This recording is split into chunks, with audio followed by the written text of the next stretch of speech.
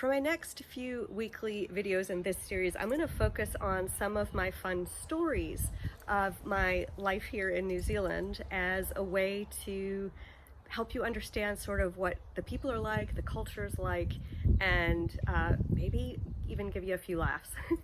So I flew to Christchurch I arrived on February 21st of 2020, and I had booked 2 nights accommodation because the place was full. I mean, it was like I couldn't find anywhere else to stay, actually certainly not within my budget, and I had no idea what I was going to do next. And here's the kitty. Here's my new kitty. Hi, how are you? So I couldn't find any accommodation that was affordable beyond those 2 nights. Oh, is it time to be fed? I think it's time to feed the cat. I ended up, my first night, I went out to a local pub for a bite to eat and to think about what will I end up doing next. And next to me was a table with 3 gentlemen and a woman, and they started talking about like dating or something, and I said, all right, sorry, now I'm gonna have to eavesdrop on your conversation. And so the woman turned around and asked if I was on my own. And when she found out that I was, she asked me to join them, and we had a great chat, and she ended up inviting me to stay with her, which I took her up on for a few nights. So that was my first introduction. I like literally fresh off the plane and someone offers to take care of me. So that was really touching. So after I stayed with her for a few days, I whisked around the South Island. It was so expensive, I figured I'd stay 3 weeks in New Zealand, and I raced up to the North Island, and I ended up being in Rotorua when the pandemic was declared. And at that point, I was supposed to go stay with some friends in Auckland who had to reluctantly tell me that wasn't going to be possible because they had an elderly relative. And so I thought, you know, I was told the Bay of Islands was a nice place, and I thought maybe it'd be less touristy and a little less expensive, and I'll just spend a week up there and try to ride out this pandemic. So I went up, I had to pick between Pahia and Kirikiri, and I ended up in Kirikiri because I thought that'll be much less touristy, and it was absolutely beautiful.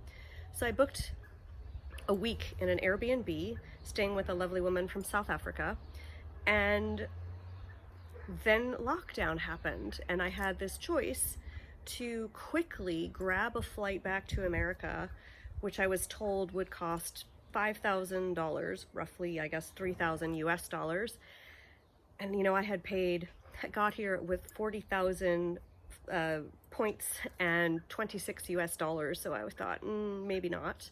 And New York City at that point was the epicenter of the virus, so I opted, of course, to stay in New Zealand. It was a very difficult decision at the time, and thought it would just be for a few months. Ha ha ha, 19 months later. Anyway, I also had, you know, I'm stressed out with what's happening. I'm going to be locked down. I'm in a country I don't know. I don't really know anybody. What am I doing? And I had no idea where I would stay. The Airbnb was booked up after that, so I went for a walk, and I ended up passing the sign that said sculpture garden, art gallery, and I thought, oh, I'll just go have a wee walk in there. So I took a walk, and when I got to the door with the entrance to the garden, there was the sign that I read and about the garden and a man's photo on it. And I opened the door and I went walking a bit, and then that man is walking through the garden. And I said, excuse me, didn't I just see your picture on the entrance to the garden? He said, you did. And he introduced himself, and his first question to me was, are you by chance looking for long-term accommodation? I had no idea. It was just very random how that was the first question, but it was. And that's how I ended up finding out about this wonderful place called Wharepuke, where I lived for 9 months and befriended a lovely American couple that lived next door to me and a British couple that was there for the first month that I was there. And we ended up being, albeit locked in, but it was paradise. 5 acres of beautiful, beautiful orchards and gardens that were all for us because we were the only ones allowed in lockdown. And over the course of several months, I got to know the community. I started volunteering at the St. John's Op Shop and got involved in wonderful Latin fit and kiri and just got to explore every nook and cranny of this beautiful, beautiful town.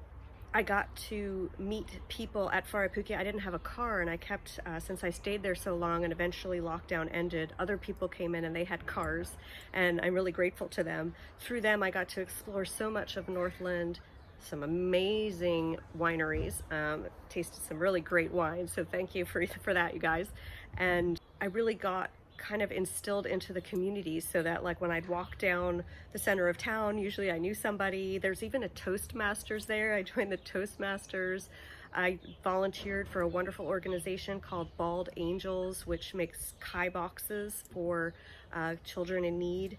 And I feel like I created this alternate life in this small town in New Zealand, and it is one of the fundamental, wonderful experiences that I've had during my so far 19 months in the country. So if you like that story, please give the video a like, a thumbs up, or whatever.